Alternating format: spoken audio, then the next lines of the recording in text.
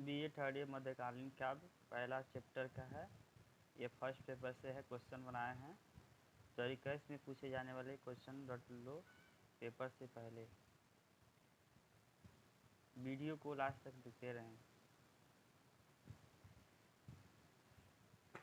इसमें सही क्वेश्चन बनाएंगे, क्वेश्चन को टिक लगाएंगे। देखिए कैसे। सूर्यदास जी का प्रसिद्ध रचना कितनी थी? सूर्यदास की तीन सही विकल्प थी, तो क्या ख सही है। उनके जन्म के संबंध में दोहा प्रचलित थे। 14 से 55 साल गए, 14 से 55 साल गए, चंदवा इक ठाठ है, जेठी सूर्य बरसाई को पूर्णमासी को प्रकट भय। ये दोहा किसका है? ये दोहा कबीरदास जी का है। कबीर के गुरु काशी में प्रसिद्ध कौन थे? तो उनके कबीर के गुरु के सबसे प्रिय कवि कौन थे? तो संत रामानंद थे। सूर्यदास जी का निधन कहाँ हुआ था?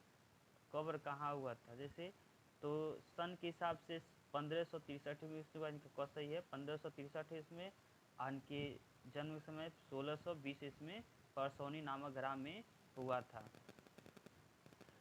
कबीरदास के शिष्य कितने थे? कबीरदास के शिष्य नहीं, कबीरदास के इतने रामानंद के कितने शिष्य थे? रामानंद के 12 शिष्य थे। कौन कौन? तो कबीर जी के नरहीन दास, नंदन दाभवन दास, सूर्यकानंद, सरावनंद, असुर सरी, मधुमणि, सेना पीपा धन्ना दास, इसके 12 शिष्य थे। ये किसके शिष्य थे? रामानंद के 12 शिष्य थे।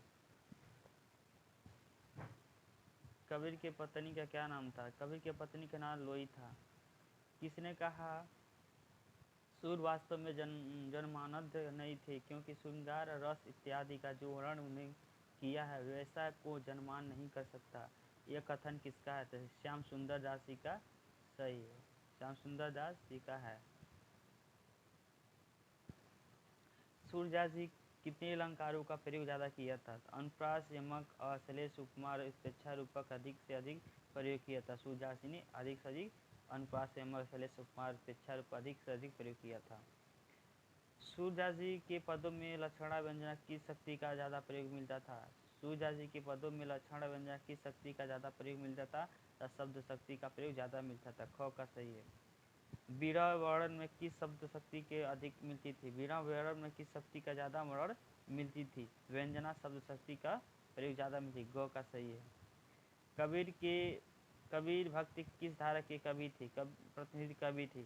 कबीर भक्ति धारा किस धारा के कवि थे? निर्गुण धारा के कवि थे। एक क्वेश्चन पूछ जाएगा, कबीर किस धारा के प्रतिनिधि कवि थे?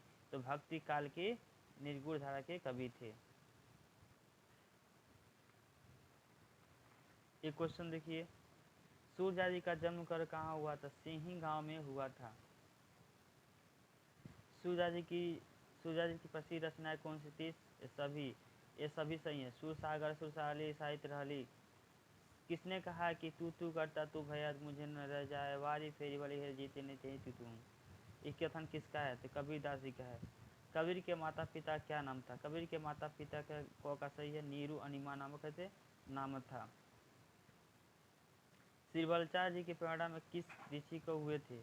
पुष्टि मार्ग के क का सही है। पुष्टि मार्ग में से किस कवि सगुण भक्तिधारा के कृष्ण भक्तिधारा के कवि थे? सूरदास। मतलब एक क्वेश्चन पूछ जाएगा, सूरदास किस कवि कृष्ण भक्तिधारा के कवि थे? तो सगुण भक्तिधारा के कवि थे, और कृष्ण और सगुण दोनों धारा के कवि थे। सूरदास जी का प्रमुख रस कौन कौन सी है?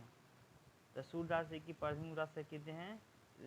वात्सल्य रस, श्रृंगार रस और शांत, यह सभी सही हैं। एक पूछेगा सूरदास जी प्रमुख रसों को कितनी रस बताए हैं? तो रस तीन बताए हैं। तो कौन कौन सा? वात्सल्य रस, श्रृंगार रस, शांत रस।